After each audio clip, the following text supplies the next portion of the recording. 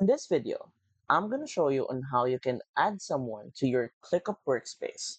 So, without further ado, let's begin.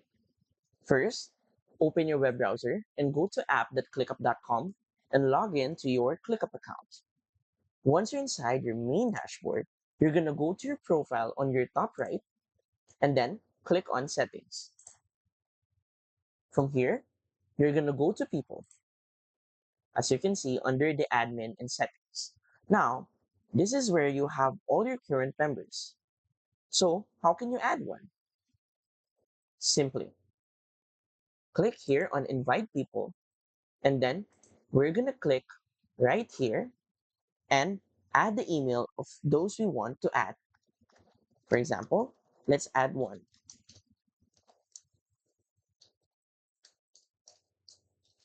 After that, simply choose whether we will invite this member either as a member, a limited member, a guest, or an admin.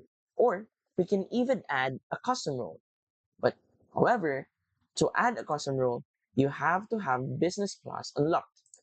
Now, to continue, once you've added the email address of the new member that you want to add, simply click on Send a Free Invite.